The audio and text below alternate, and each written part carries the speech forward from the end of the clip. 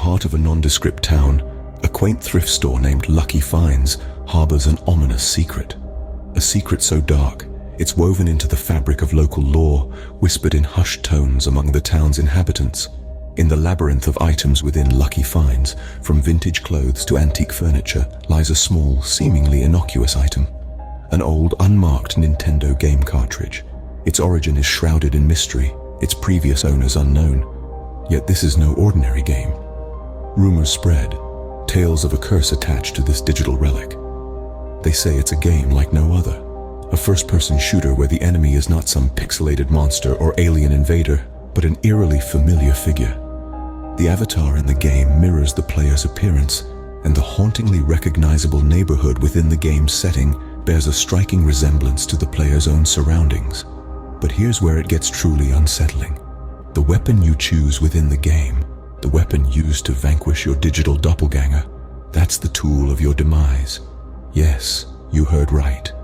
The game, they say, predicts the player's fate, foretelling a gruesome end with an uncanny accuracy that sends chills down your spine. And the plot thickens. After each chilling incident, after each life claimed by the game's curse, the cartridge vanishes. No trace of it at the scene, no evidence of its existence, as if swallowed up by the ether. But then, as if guided by some spectral hand, the game reappears, nestled among the dusty knickknacks at Lucky Finds, ready for its next unsuspecting player. The whispers grow louder, the legend taking on a life of its own. The cursed video game, the harbinger of doom, lying in wait at Lucky Finds. It's a tale as old as the town itself, a story so chilling it freezes the blood in your veins. The game, they say, predicts the fate of its players with chilling precision. Would you dare to play? Meet Ernie Watts, a 17-year-old with a knack for finding trouble. A rebel with a cause. His cause, however, was usually trouble. One day, Ernie stumbled upon a retro game cartridge in an old thrift store called Lucky Finds. The game, a nameless old Nintendo piece, was said to be cursed, a legend that Ernie laughed off as a silly urban myth. Fueled by curiosity and a bit of teenage bravado, Ernie decided to play the game. As he started, he noticed something unsettling. The game's neighborhood eerily resembled his own. Every alley, every corner, every house was a pixelated mirror of his reality.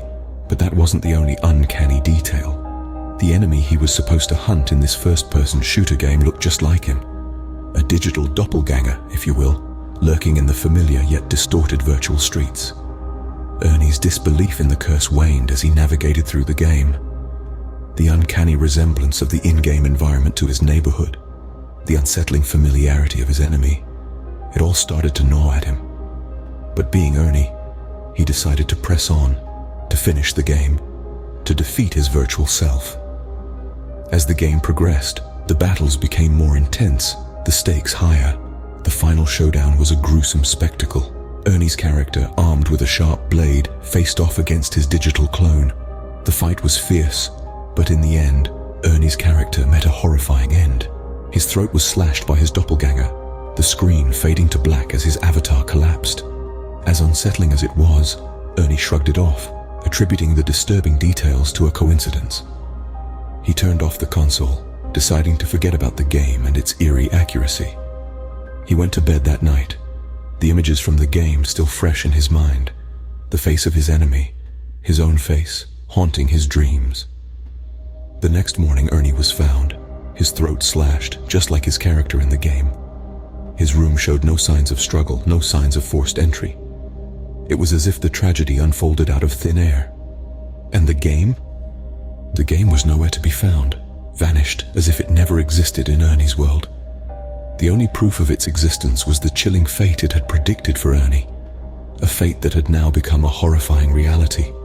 Enter Greta Carson, an 18-year-old with a love for the vintage and obscure. Greta was a girl with an insatiable curiosity, always fascinated by the mysteries of the unknown. Her eyes sparkled with a wild intrigue when she stumbled upon the old Nintendo cartridge at the Lucky Finds thrift shop. Its retro design and anonymity called out to her like a siren song. Her hands turned the cartridge over and over, her eyes soaking in the worn-out labels and the faded colors. The game held an air of mystery that beckoned her, so she took it home, her heart thumping with a mix of anticipation and trepidation. She plugged it into her console, her breath hitched in her throat as the game flickered to life on her TV screen. The game was an old-school first-person shooter. The setting eerily resembled her own neighborhood, her avatar, a mirror image of herself. As she navigated her character through the pixelated streets, a sense of unease started to creep in. The character was being stalked. The enemy was relentless, always a few paces behind her, always lurking in the shadows. And then, the inevitable happened. The enemy caught up, a gunshot echoed through the speakers, and her character fell. Greta sat there, staring at the screen, the echoes of the gunshot still ringing in her ears. It was just a game, she told herself, shaking off the eerie feeling that had begun to settle in her bones. But the game was more than it seemed. The very next day, Greta's life eerily mirrored the game. She was found in her home, a gunshot wound to the back of her head. There was no sign of forced entry, no sign of a struggle. It was as if fate had cruelly decided to mimic the game's tragic storyline. And the game? It disappeared as mysteriously as it had appeared. It was nowhere to be found in Greta's home. But a few days later, it reappeared in its usual spot at the Lucky Finds thrift shop, waiting for its next player, its next victim. Greta was found the next day, a gunshot to the back of her head, just as the game had predicted, and the game vanished into thin air. 2 lives lost, 2 fates eerily predicted, and the game? Always back at Lucky Finds, waiting for its next player. A chilling reality, isn't it?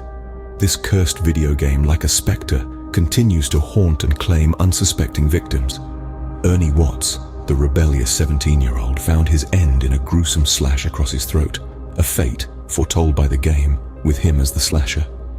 Greta Carson, the introverted 18-year-old, met a similarly tragic end. A gunshot wound to the back of the head, precisely as the game had predicted. In each instance, there was no sign of forced entry or struggle. Yet the most perplexing piece of this grim puzzle is the game itself.